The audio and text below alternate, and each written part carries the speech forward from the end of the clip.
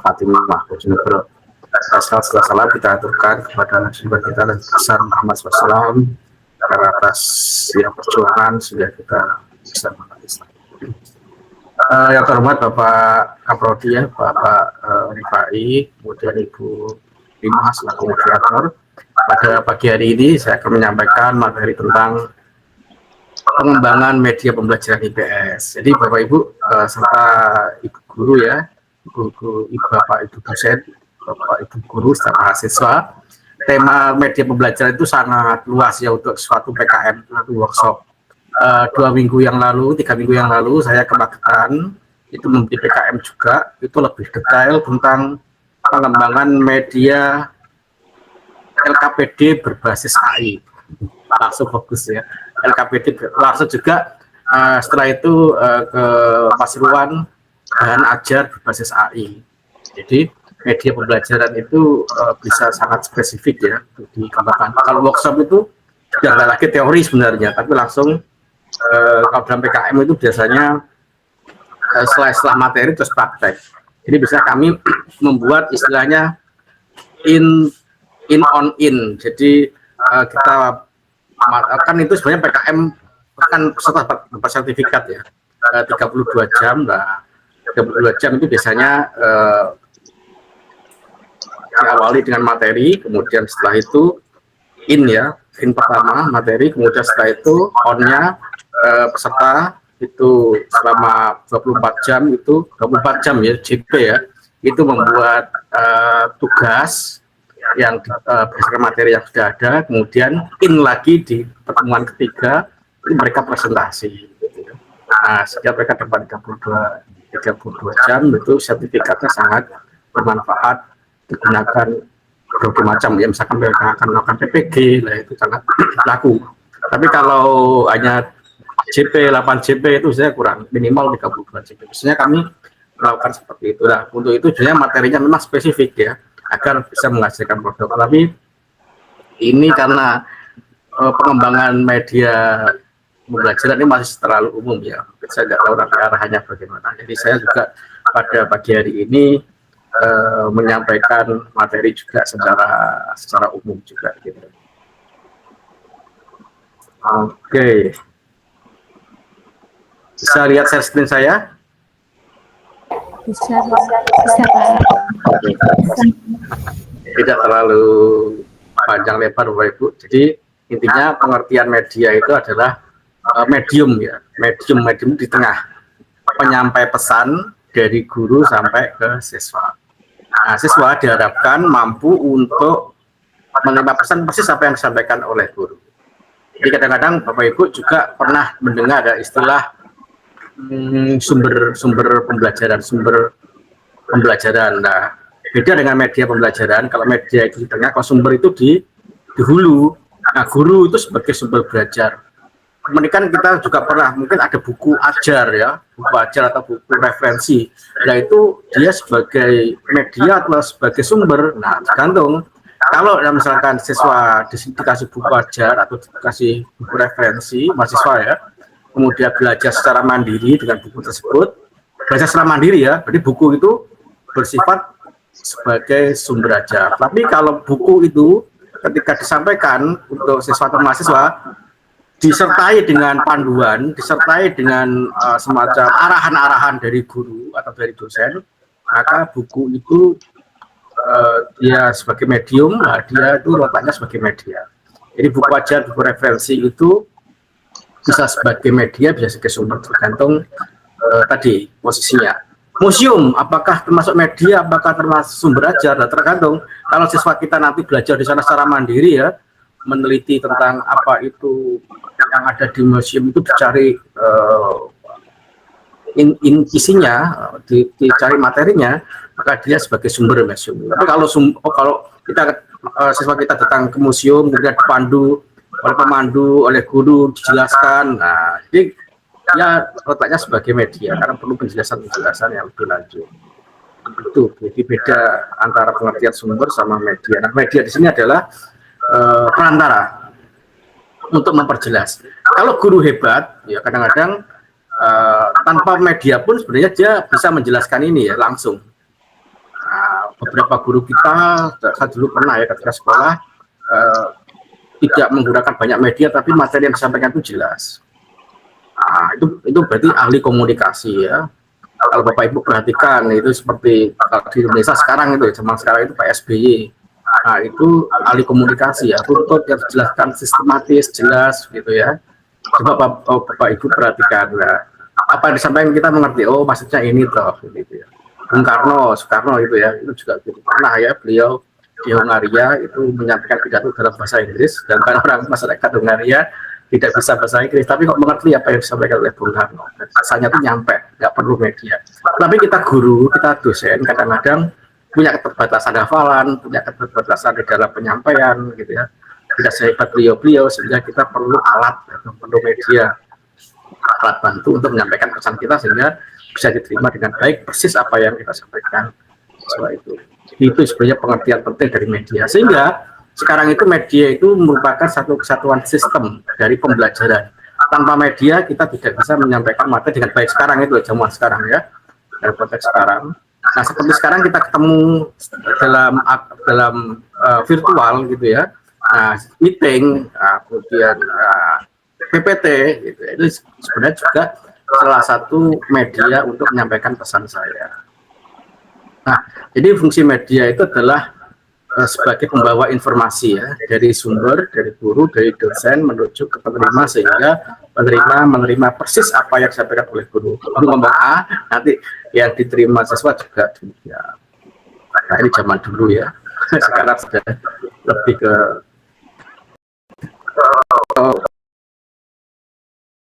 digital. Ini fungsinya meningkatkan kualitas pembelajaran, media pembelajaran bisa mempercepat tercapainya tujuan pembelajaran ya, terarah gitu ya, nggak ngalor apa ya, nggak sembarangan gitu ya.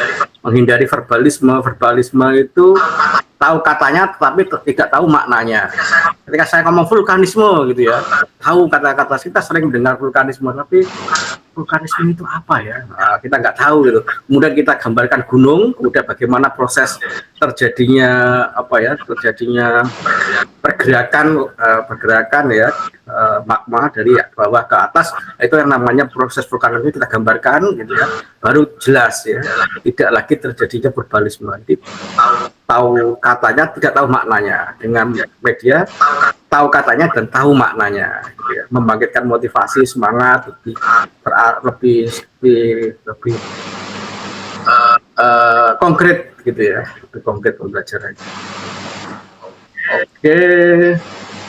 Nah ini ya, jadi ada sumber, ada penerima, kemudian ada pengkodean, ada kalau pengkodean sekarang itu kan digital ya, diterima dengan digital juga dimengerti, kadang-kadang juga ada gangguan. Seperti misalkan sekarang apabila Bapak Ibu mengalami sinyalnya diganggu atau hujan atau listrik mati lah, itu kan ada noise ya, karena media juga begitu, ada noise. Media itu bisa berlangsung apabila noise-nya itu diminimalkan. Pernah Bapak Ibu saya ngajar di SMA Nurul Huda ya, di tahun 2023 itu, ketika saya ngajar ya dengan berbagai macam media, tetapi ketika jam 11 sampai jam 12, jam 1 ya biasanya ngajar, di jam 12 itu karena ini letaknya di pondok ya, itu ada pujian-pujian sebelum sholat duhur, itu keras sekali ya suara pujian-pujian itu, apalagi di dalam pondok itu ya ternyata, sehingga saya nggak bisa menyampaikan media saya, itu noise-nya nggak berhasil. Akhirnya ketika itu terjadi, maka saya minta siswa untuk kerja mandiri dengan LKP. Seperti itu. Jadi kita juga perlu memperhatikan gangguan-gangguan yang ada itu, sehingga media bisa sampai. Tapi kita nggak boleh tergantung pada media, Bapak Ibu ya.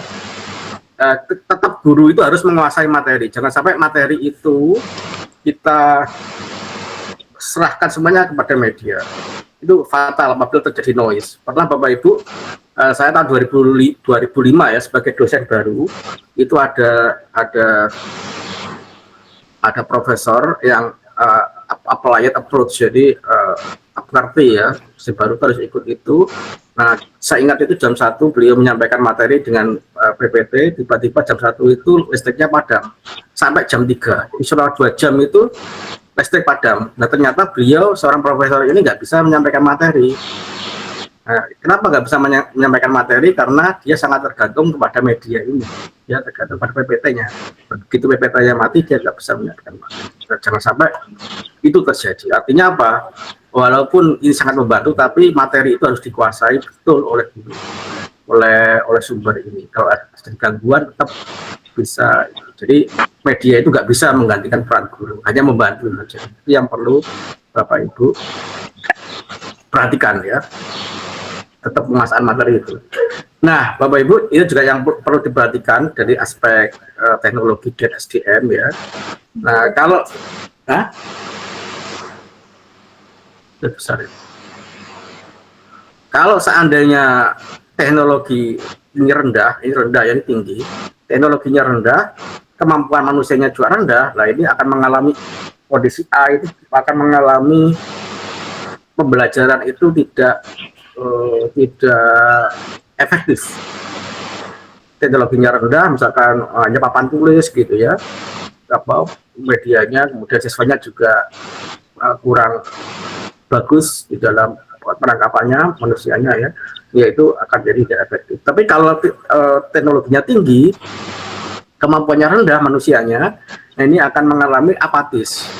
Wah, kita akan melaksanakan misalkan di geografi ya, sistem informasi geografis, ada komputernya, ada softwarenya, ArcGIS. Kemudian pernah ya saya melakukan ini ya bersama ketika saya S2 ITS ya, melatih Pak Teguh ya, melatih Bapak dia di Kalimantan Barat. Mereka nggak pernah melihat itu ya, melihat itu kaget-kaget dengan teknologi itu, mereka akhirnya pesimis ya, apatis. Waduh, teknologinya kok seperti ini, softwarenya kok seperti ini, bisa nggak? Dan selama 3 minggu itu, berarti mereka buat aja nggak bisa, gitu ya.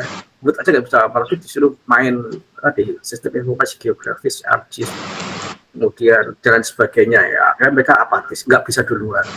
Nah, yang D itu adalah kemampuan manusianya tinggi, tapi teknologinya rendah, medianya rendah.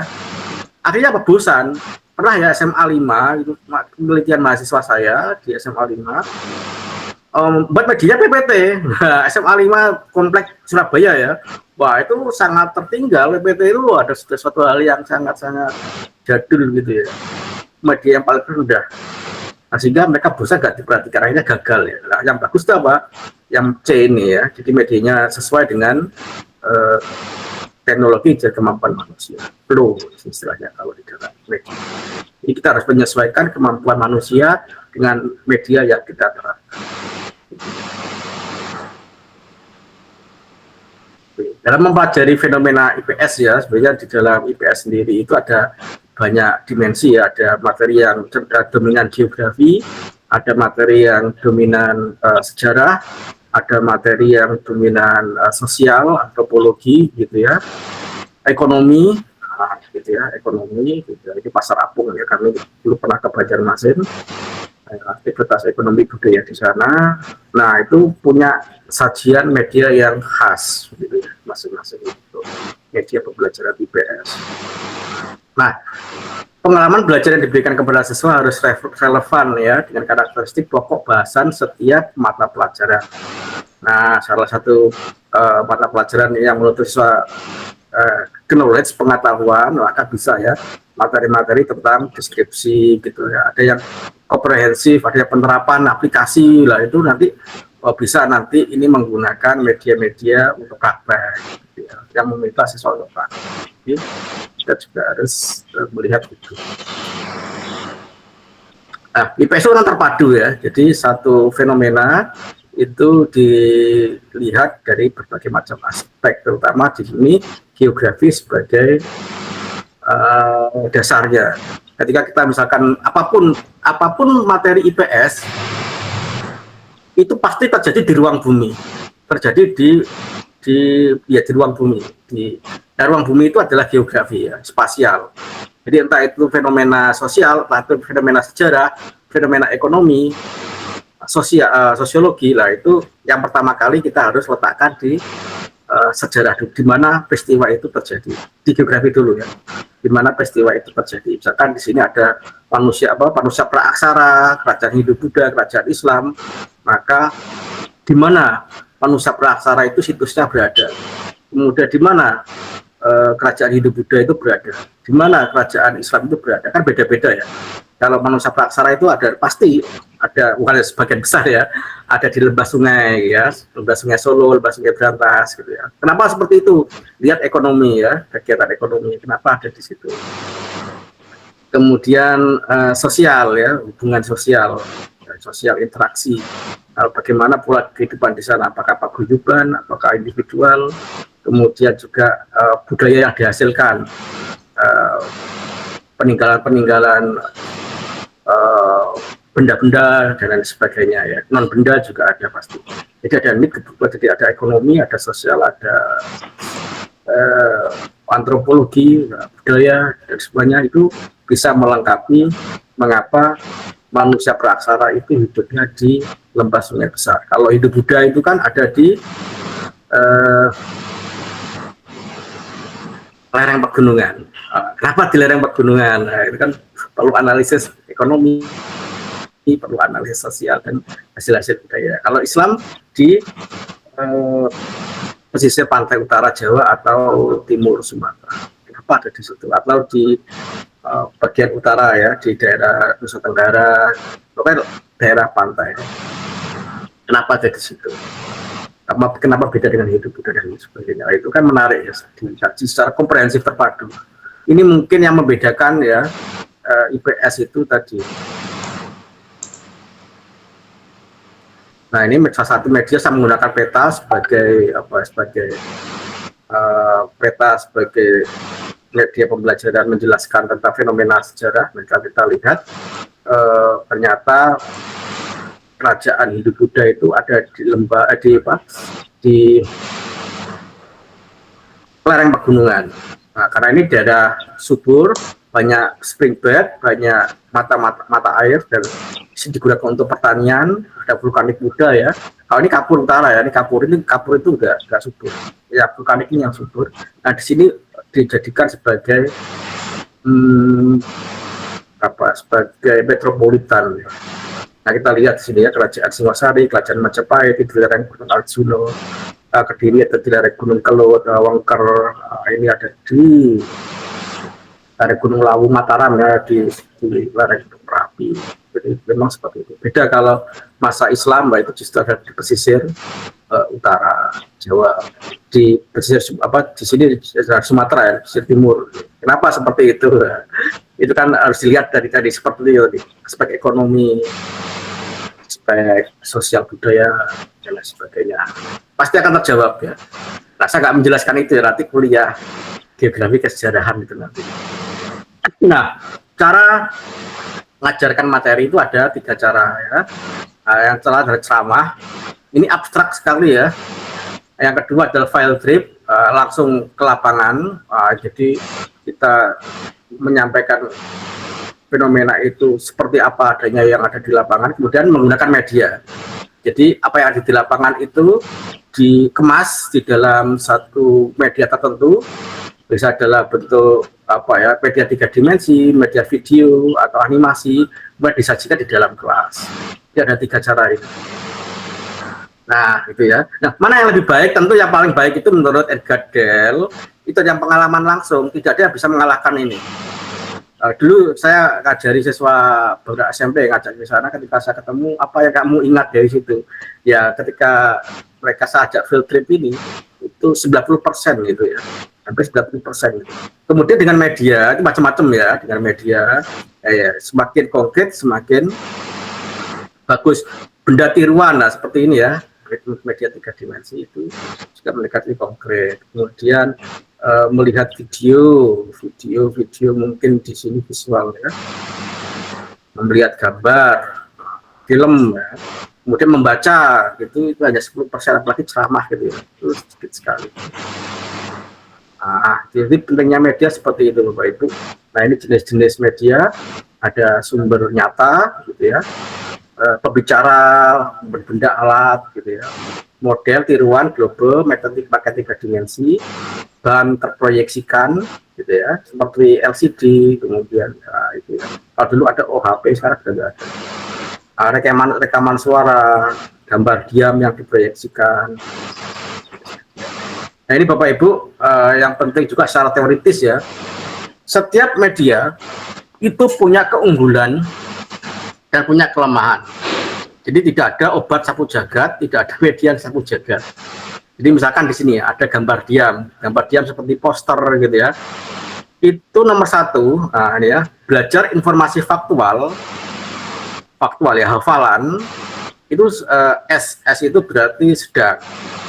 Nah, gambar diam untuk informasi faktual itu belajar mengenal visual, nah ya itu tinggi. Yang ketiga, belajar prinsip, konsep, aturan itu sedang.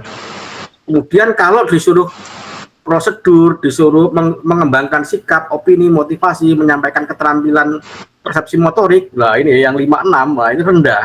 Gambar visual nggak bisa melakukan itu. Nah, kemudian misalkan lagi ya, demonstrasi itu praktek ya, guru mempraktekkan sesuatu itu. Nah, untuk belajar hafalan itu rendah. Jadi praktek ya, demonstrasi itu hafal nggak bisa, susah sekali. Yang paling bagus itu apa? Untuk yang 4 ini ya, prosedur belajar ya, belajar proseduran, belajar praktek. Nanti setelah guru misalkan merakit elektronik lah, siswa setelah prosedural mampu merakit elektronik lah, itu sangat tinggi. Nah itu ya, jadi ini ada jenis-jenis media dan akan lebih bagus yang mana lah, itu beda-beda. Gambar hidup itu bagus untuk yang 2 itu apa? Belajar mengenal visual. Dan gambar hidup bagus untuk yang 3, belajar prinsip, konsep, dan aturan. Yang keempat juga bagus ya, prosedur, gambar-gambar hidup ya kan, animasi ya, bagaimana proses terjadinya meletusnya gunung berapi, bagaimana proses terjadinya pergerakan lempeng tektonik, lah itu gambar hidup, itu animasi. Lempeng tektonik itu jutaan tahun loh Bapak Ibu, prosesnya. Lah itu kalau dibuat gambar diam ya susah ya, apalagi kalau kita langsung ke lapangan gitu, nggak akan ketemu dulu jutaan tahun loh umurnya itu. Nah ini kalau dibuat animasi gambar hidup itu kan sangat bagus ya. Masing-masing punya kelebihan dan kekurangan. Nah jenis-jenis media pembelajaran ini ada benda asli tadi ya, ada benda tiruan. Nah ini yang paling bagus Bapak Ibu apabila diajak belajar langsung, ini medianya 90%. Nah ini kami membuat, ini mahasiswa saya ya, membuat paludarium. Jadi ini replika hutan tropis di Kalimantan. Ini kalau pagi, kalau siang hujan Bapak Ibu, kalau pagi lampu nyala, kemudian ini hujan, ada hujannya, ini misalnya ada pipa gitu ya. Nah kemudian kalau malam ini mati. Jadi ini hidup seperti ekosistem sebenarnya. Nah, ini ada video cuma nggak bisa dibuka.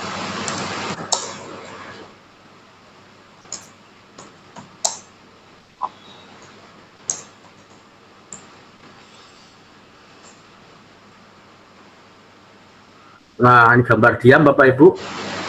Nah kemudian rekaman suara, televisi, model media 3 dimensi itu mendekati tiruannya asli, itu banyak di lab kami.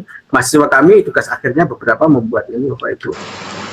Nah, kemarin juga ini menjadi salah satu riset kami untuk anak tunanetra, ini sangat bagus karena ini mengandalkan indera peraba. Gunung itu seperti ini, sungai itu seperti ini, danau itu seperti ini.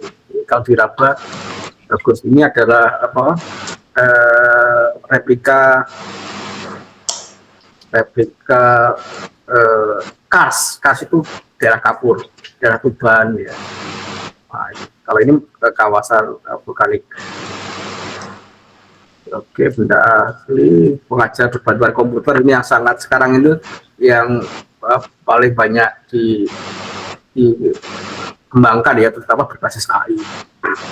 Nanti perlu suatu saat apa ya, mungkin PKM yang berbasis API, media peta atau juga satelit untuk geografi ya, ini basisnya itu sangat membantu. Kemudian media berbasis game, banyak sekali ya. Itu kalau di kami ada geografi lovers, anunya apa itu bisa ketik ya, geografi lovers. Itu semua permainan geografi ada di situ. Ini rangkuman. Jadi media itu adalah medium ya untuk menyampaikan pesan dari guru ke siswa. Media mempunyai fungsi yang penting sebagai pembawa informasi. Media pembelajaran merupakan unsur atau komponen yang memiliki pembelajaran ya. Maka media pembelajaran merupakan bagian integral dari pembelajaran. Bagian integral itu apa? Nggak terpisahkan. Rasanya nggak mungkin ya guru itu ngajar tanpa media, walaupun papan tulis, walaupun kapur, walaupun buku ajar, walaupun LKPD lah, itu kalau dia membantu penyampaian pesan, maka itu merupakan suatu media. Demikian apa yang bisa saya sampaikan. Terima kasih. Saya kembalikan ke moderator.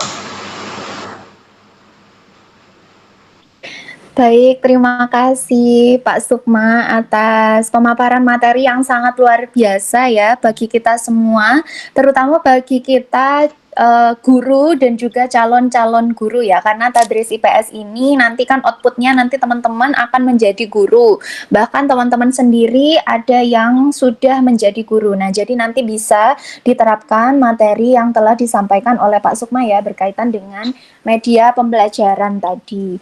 Nah, untuk media pembelajaran sendiri ya teman-teman, ini yang perlu digarisbawahi tadi adalah segala sesuatu yang kita bisa gunakan untuk membawakan informasi, yang tujuannya adalah informasi tersebut bisa disampaikan dari guru kepada siswa atau dari dosen kepada mahasiswa. Dan tadi ya, bagian utama gitu ya, bukan bagian utama sih, maksudnya bagian pendukung dari pembelajaran itu adalah media. Kita nggak mungkin melakukan pembelajaran tanpa media sama sekali. Tadi pesan dari Pak Sukma ya, bahwasannya media sederhana seperti papan tulis itu juga tetap kita sebut sebagai media. Nah, seperti itu ya. Nah, itu sangat bermanfaat sekali karena kebanyakan dari kita sendiri mungkin Pak Sukma itu seringkali bingung membedakan antara mana yang media, mana yang strategi begitu. Mungkin begitu beberapa kendalanya. Begitu Pak Sukma. Oke, selanjutnya mungkin kita bisa memasuki acara selanjutnya ya, rekan-rekan sekalian, yakni akan ada penyampaian motivasi kepada guru-guru perihal media pembelajaran dari Ibu Armawati Hidayati SPD MPD selaku dosen media pembelajaran di Institut Agama Islam Al-Fatimah Bojonegoro. Baik, Bu Arma, bagaimana? Apakah sudah siap, Nggih? Terima kasih, Bu Rima.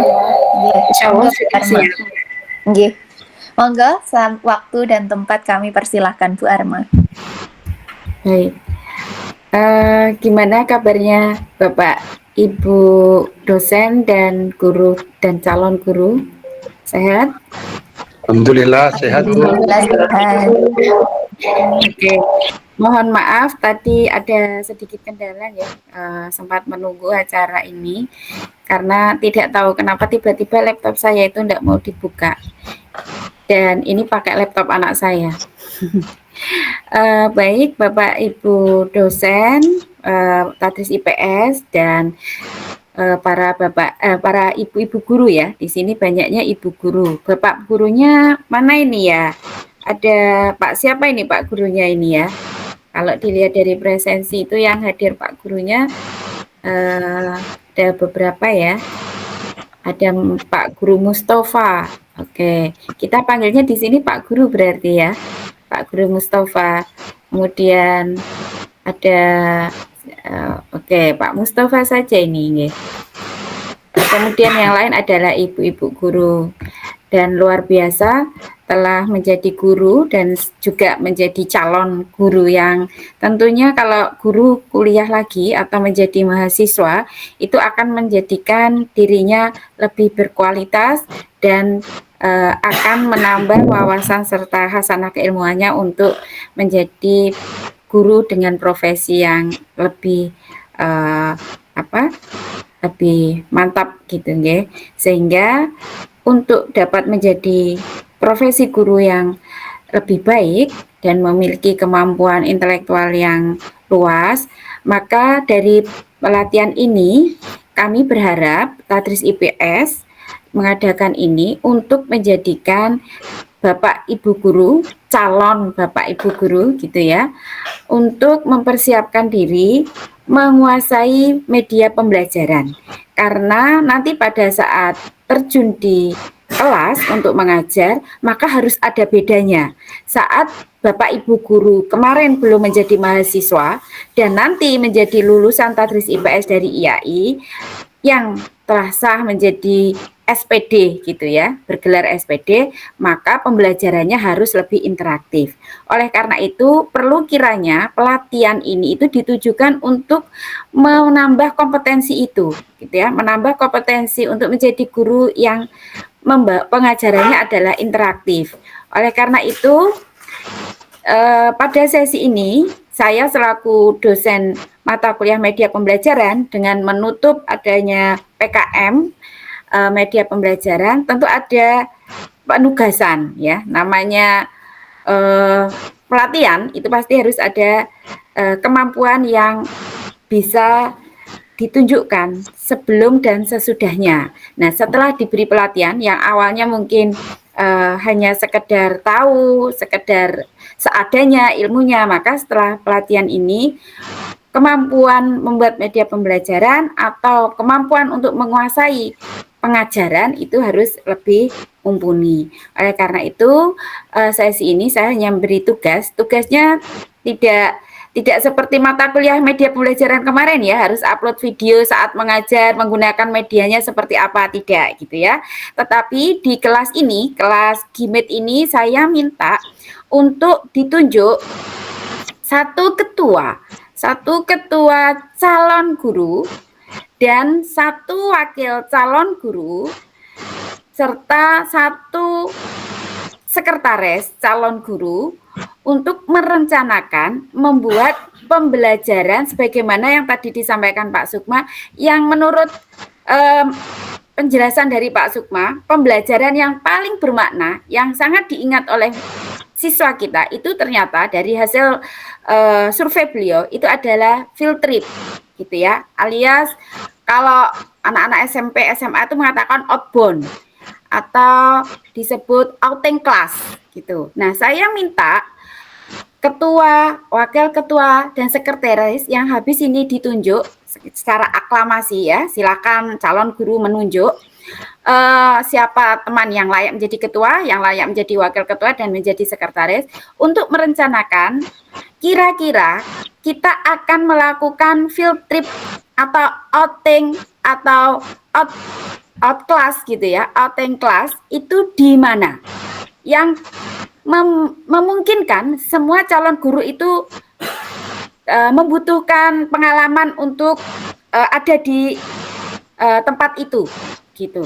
Nah, kemudian nanti kalau sudah kita menentukan tempatnya berdasarkan aklamasi, jadi ketuanya setelah dipilih, nanti ketua dipilih, wakil ketua dipilih, sekretaris dipilih, mengumpulkan pendapat, kebutuhan atau analisis kebutuhan dari teman-teman yang hadir di sini. Jadi tolong nanti dilihat ya di presensi, minta link ke Bu Iif, siapa kemarin yang hadir pelatihan, ketuanya bertugas itu nanti bersama wakilnya dan sekretarisnya, kemudian mengundang untuk rapat sendiri kalian ya, untuk Zoom sendiri, GIMIT sendiri, kan sudah mahasiswa toh, bisa membuat GIMIT ya. Nah, kemudian dilihat di presensi yang hadir itu siapa saja, terus dibuatkan Google Form atau dimintai pendapat lewat dibuatkan grup gitu ya.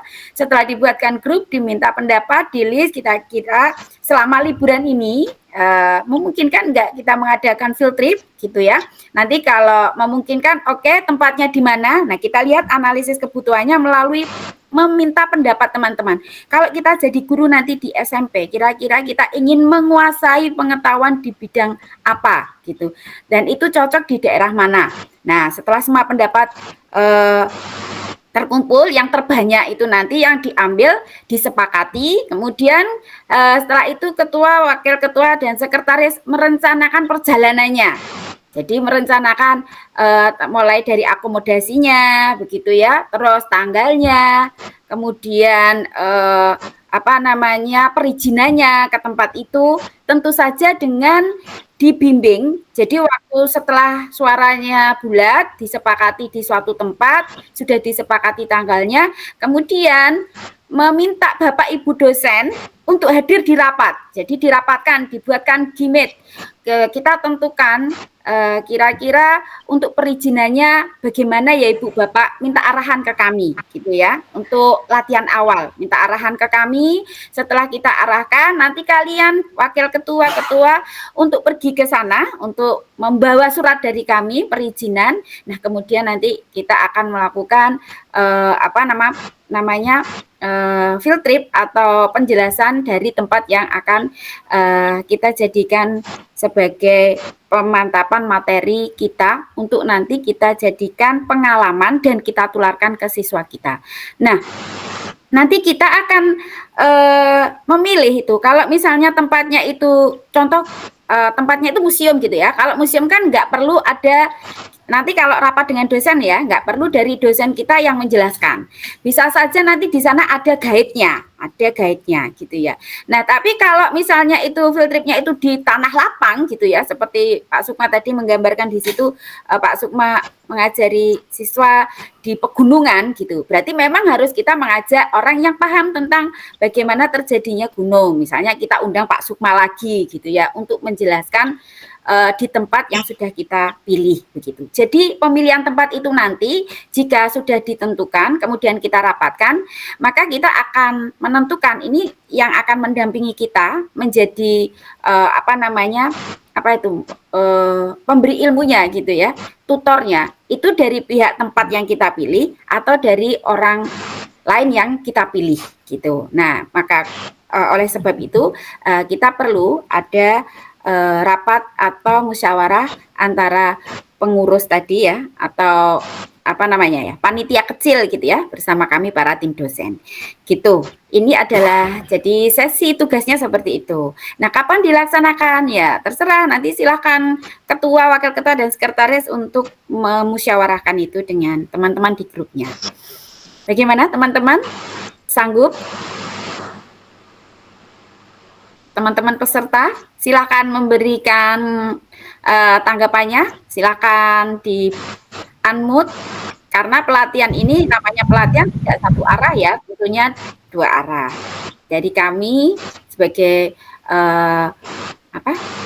tim PKM dan dari peserta PKM. Bagaimana teman-teman mahasiswa, Bapak Ibu guru? Ya silakan Mbak Amilatun, Bu Amilatun ya, kalau di sini manggilnya Bu Amilatun. Perkenalkan, saya Amilatun Nadifah, mahasiswa Tadris IPS kelas A. Dari tugas Bu Arma tadi, saya sangat setuju karena untuk lebih mengembangkan kompetensi kami sebagai calon guru khususnya. Yes. Itu saja. Terima kasih. Terima kasih Bu Amilatun atas tanggapannya. Oke, silakan yang dari Guru Anur dan Guru Maibit, silakan mewakili suara para Guru Anur dan Guru Maibit. Kira-kira siap?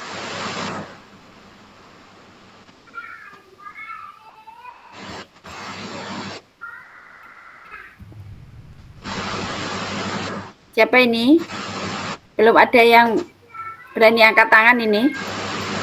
Bapak Ibu guru ini sepertinya ini ya, kayak siswa ini, malu-malu gitu. Ini sudah guru kan ya? Sudah mengajar di pondoknya masing-masing ya.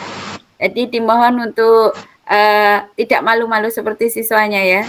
Posisinya sudah sama ini, guru dan dosen ini ya. Bagaimana? Mohon ini Bu Rima dibantu, ini Bu Rima, sepertinya semuanya pasif ini. Ini paksawati aja ya Bu ya? Iya boleh. Pak Sawati, coba di sini ada Mbak Imro'atul. Nah, dengar-dengar ini Mbak Imro'atul adalah guru Bu Arma. Iya betul, betul Bu Oke, Prima. monggo Mbak Im disampaikan pendapatnya. Iya Bu, kami siap untuk mengikuti tugas yang diberikan Bu Arma karena untuk menambah pengalaman kami ketika nanti kami terjun langsung untuk mengajar siswa. Oke. Terima kasih Mbak Imro'atul. Mbak Imro'atul ini Bu Imro'atul ini di pondok sedang libur atau bagaimana sekolahnya? Ini masih liburan di rumah, Bu. Berarti siswanya juga libur ya, Bu Imro'atul? Libur semua nih, Bu. Nah berarti ini momen yang tepat ya kalau misalnya kita outing. Kalau misalnya outing memungkinkan tidak ya, nanti kita bahas bersama di forum lebih kecil lagi. Baik, dari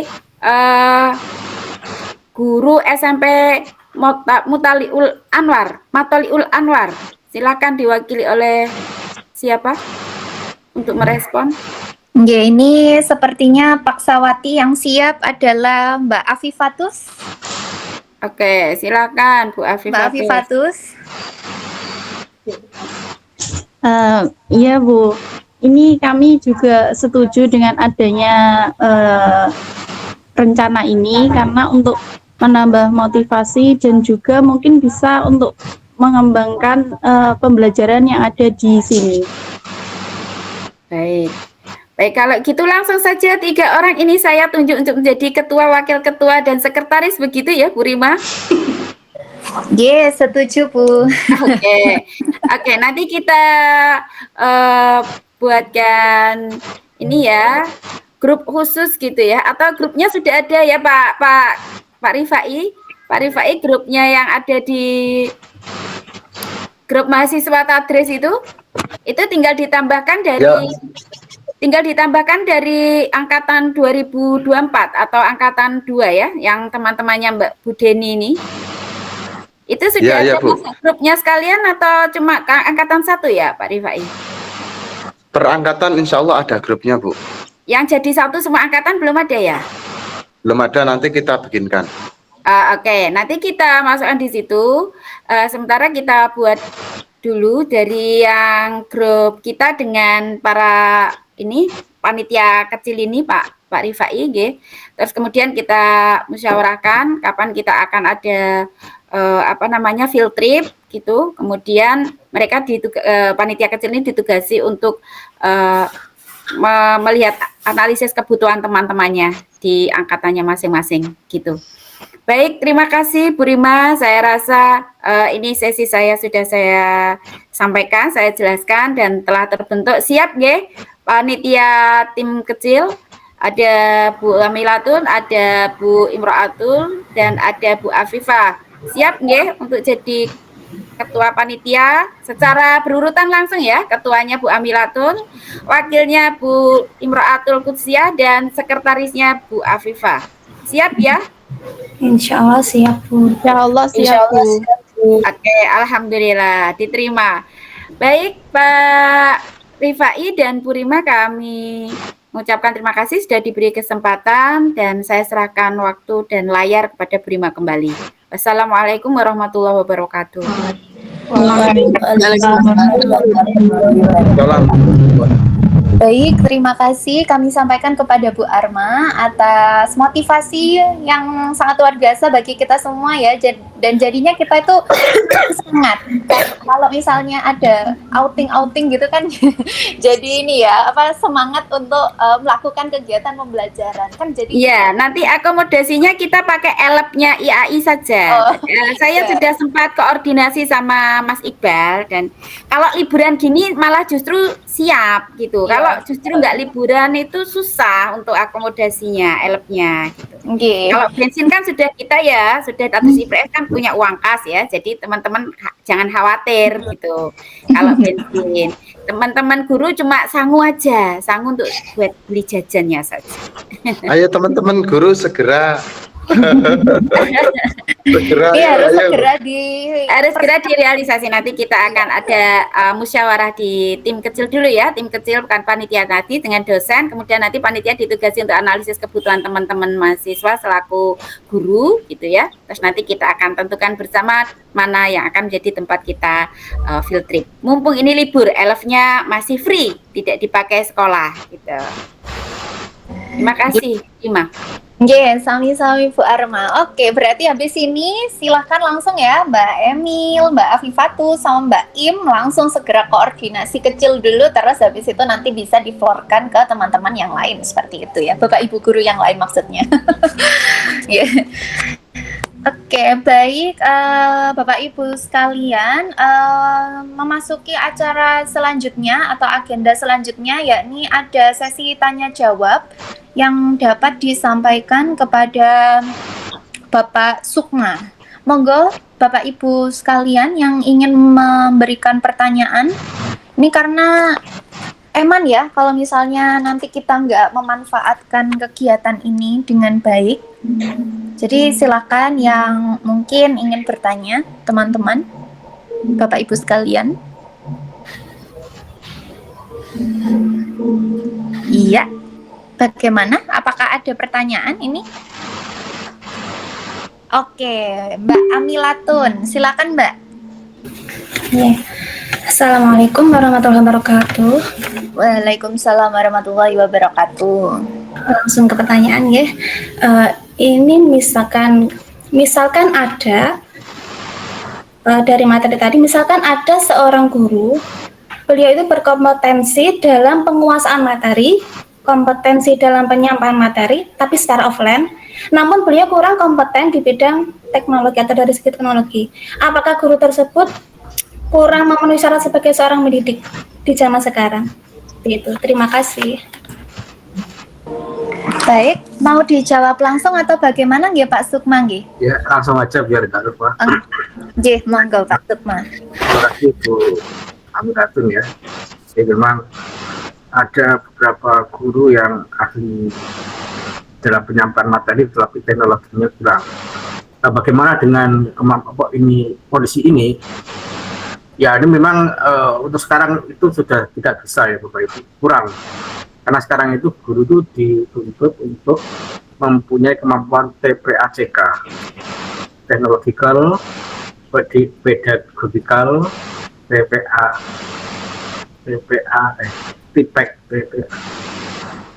content knowledge, artinya apa ya?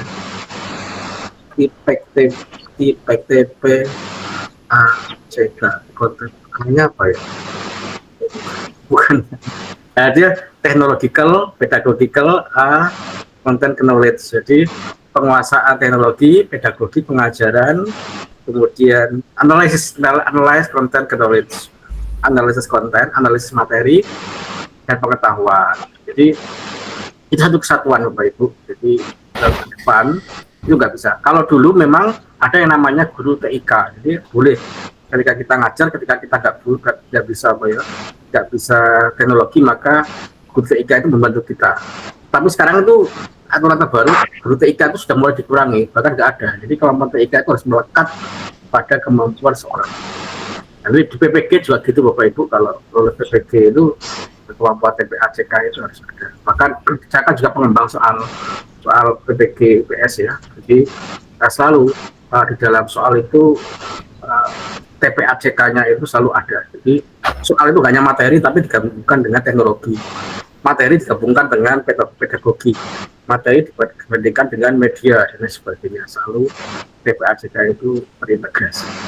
Jadi seperti itu Bu Amiratun, bisa sekarang. Kalau dulu boleh, tapi sekarang itu harus melekat ya kemampuan TIK itu pada seorang.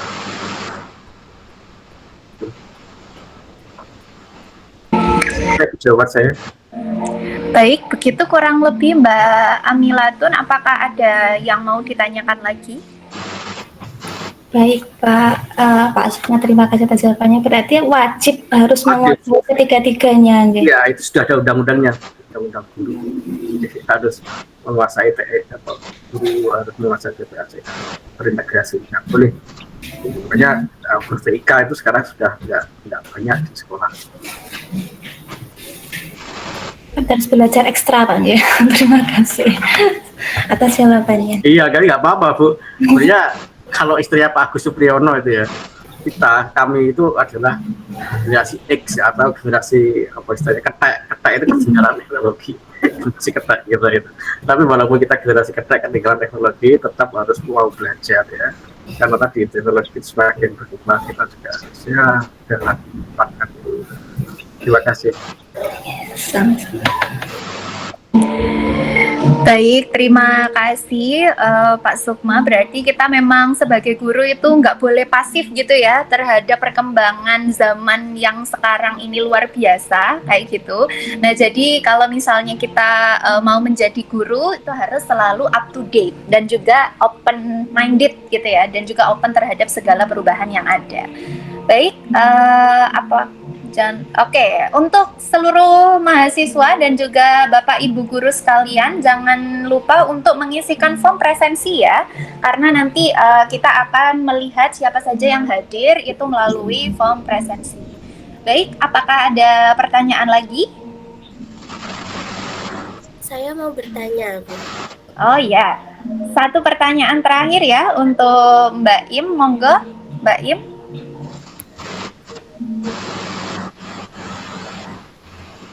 Bagaimana cara memilih media pembelajaran yang baik, sedangkan sekolah swasta yang ada di desa itu sangat minim, bahkan kurang atas fasilitasnya. Terima kasih. Baik, terima kasih Bu Im. Jadi itu memang menjadi dilema ya, semacam sulit. Kita ingin mempunyai tadi ya, kita mempunyai idealisme, tetapi ketika di lapangan kita ada gangguan atau noise sebenarnya. Itu tadi sudah sampaikan ya, maka itu nggak bisa. Tapi apapun keadaannya, kita harus mengoptimalkan media itu ya. Jadi apa yang ada di kita itu sebenarnya ya kita tetap masih ada, harus bersyukur. Saya juga ada beberapa mahasiswa yang ngajar di SM3T sekolah SM3T terpinggir terluar gitu ya. Itu bayangkan itu Bapak Ibu, jangankan apa ya turutan kurikulum, siswa bisa masuk aja, kita sebagai guru bisa bersyukur. Bahkan ruangannya itu untuk SD yang pernah saya diciptakan itu di Papua itu ya, jadi hanya dua gedung untuk 6 kelas. Bayangkan.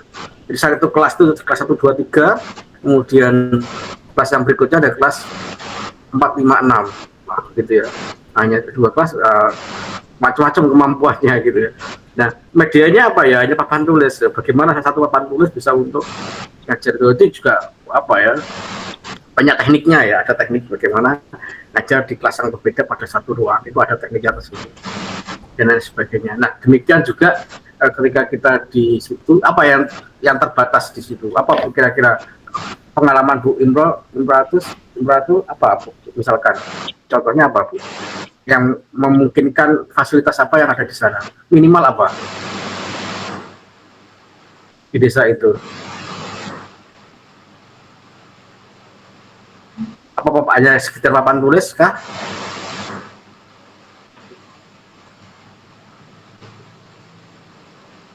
Gimana Bu? Mbak Im, speakernya dibuka itu. Iya, Mbak Im belum open mic. Apa kira-kira yang ada di sana? Nah, misalkan hanya sekitar papan tulis, misalkan ya, kalau contoh misalkan hanya terbentuk pada papan tulis, maka kita bisa mengembangkan salah satu medianya adalah media pembelajaran yang berbasis proyek. Jadi siswa diminta untuk mengembangkan proyek itu sendiri. Misalkan kalau di IPS itu apa ya, membuat apa ya, proyek membuat yang bisa dibuat oleh anak-anak apa ya, misalkan proyek IPS yang dikembangkan anak-anak, misalkan diminta untuk membuat teka-teki silang, membuat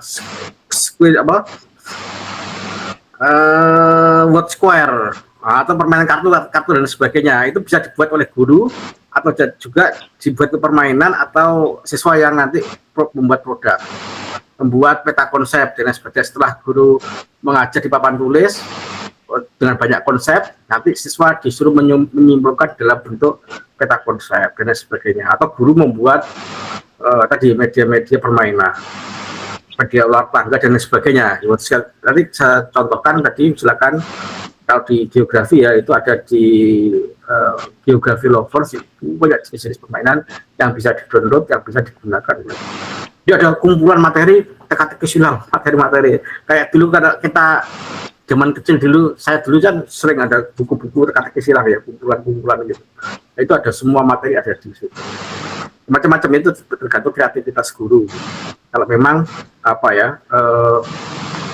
digital ya, teknologi digital tidak bisa dilaksanakan. Dan itu memang terjadi ya. Saya beberapa waktu lalu itu mau supervisi PPL di SMP 4 negeri ya, SMP 4 negeri Bojonegoro, kemudian SMP N1 Rengel, gitu ya. Lalu sudah masuk wilayah-wilayah yang bagus ya mestinya secara pendanaan, tapi LCD nggak ada. LCD itu hanya ada satu, itu pun di laboratorium. Jadi kalau padahal itu ada berapa kelas, ada 24 kelas ya, LCD hanya satu di laboratorium. Bayangkan sekolah negeri, jadi nggak bisa guru membuat itu tadi ya. Terpaksa tadi apa yang dilakukan oleh mahasiswa kami itu tadi membuat berbagai macam media-media yang sifatnya tradisional sebenarnya ya, bukan digital. Kemudian bisa juga nanti siswa dibuat project-project ya, untuk membuat materi atau media itu. Saya kira itu yang jadi jawab. Jadi jangan menyerah ya. Kemudian kalau nggak ada fasilitas berarti kita nggak menggunakan media, enggak. Tapi cuma permasalahannya mungkin ya Bu Imperatur, kalau itu kadang-kadang buat media perlu pendanaan, terus terang ya. Jadi apapun media itu tadi semakin konkret itu media biaya semakin banyak. Tidak ada yang lebih efisien dari biaya daripada ceramah. Ceramah itu nggak bondo apa-apa. Tapi kalau media tadi semakin ke bawah, semakin konkret itu biayanya semakin banyak selain konkret.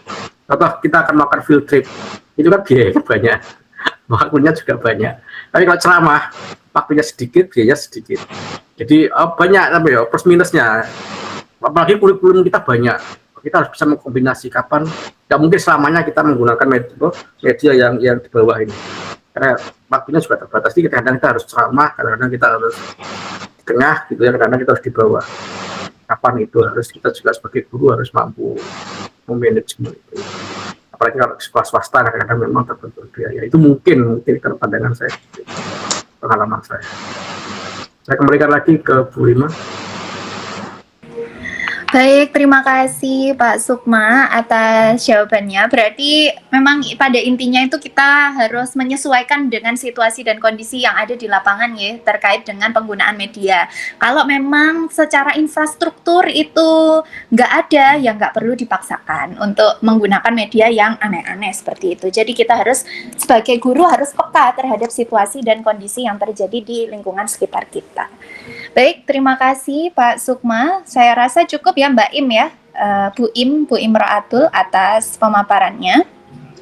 Jadi mungkin di sini perkenankanlah saya untuk menyimpulkan materi pada pagi hari ini, di mana tadi materi yang telah disampaikan Pak Sukma berkaitan dengan media pembelajaran itu adalah segala sesuatu yang bisa kita gunakan untuk menyampaikan informasi dari guru maupun dari siswa, seperti dari guru kepada siswa, mohon maaf. Kemudian tadi ya di dalam media pembelajaran sebaiknya gitu ya kita menggunakan media pembelajaran yang memang sesuai dengan kondisi yang ada di sekitar kita, atau kita sesuaikan dengan kondisi nyata supaya nanti relevan kayak gitu ya. Nah, dan juga media yang paling menarik dan juga media yang paling membuat siswa itu jadi paham terhadap materi pembelajaran itu adalah media field trip tadi ya, sesuai dengan survei yang dilakukan oleh Pak Sukma, atau media yang kita itu lebih menekankan pada konsep learning by doing. Nah, kemudian untuk media sendiri saat ini itu harus terintegrasi dengan yang namanya teknologi ya, Bapak Ibu sekalian. Jadi kita tidak boleh untuk menutup mata dan juga menutup kreativitas kita untuk tidak menggunakan teknologi. Nah, mungkin begitu untuk kesimpulannya dari Bapak Ibu sekalian. Mungkin ada tambahan? Jika tidak ada, monggo sekalian open cam ya. Ini saya mohon maaf ya, ini saya suaranya soalnya pakai HP, tapi saya open cam menggunakan laptop. Nah, ini jadi silakan Mbak Maunatul Husnia, ini belum open cam.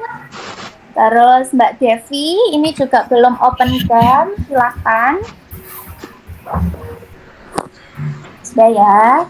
Nah, Mbak Devi belum open cam. Mbak Husnia, ini ya. Baik, saya screenshot ya. Bapak Ibu sekalian, monggo silakan memberikan cheers. 1, 2, 3. Baik, sebentar kita paste dulu ya di sini.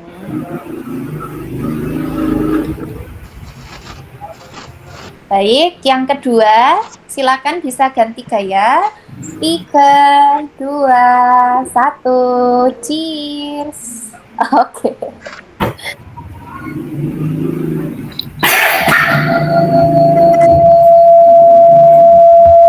Baik. Mungkin dari saya cukup itu ya Bapak Ibu sekalian. Semoga acara kita ini memberikan manfaat kepada kita semua dan juga memberikan kontribusi ya terhadap kemampuan kita dalam menggunakan atau membuat media pembelajaran yang interaktif dan juga sesuai dengan kebutuhan dari siswa-siswi kita semuanya. Tidak hanya guru ya, media pembelajaran tadi juga sangat diperlukan untuk kita sebagai seorang dosen, seperti itu. Baik, dari saya mungkin cukup sekian, kurang lebihnya saya mohon maaf atas nama panitia, dan semoga kita nanti akan dapat berkumpul di dalam acara workshop dan juga pelatihan-pelatihan lainnya. Jangan lupa Bapak Ibu yang masih belum melakukan presensi bisa melakukan presensi, linknya ada di dalam kolom chat. Dari saya cukup sekian, terima kasih. Wassalamualaikum warahmatullahi wabarakatuh.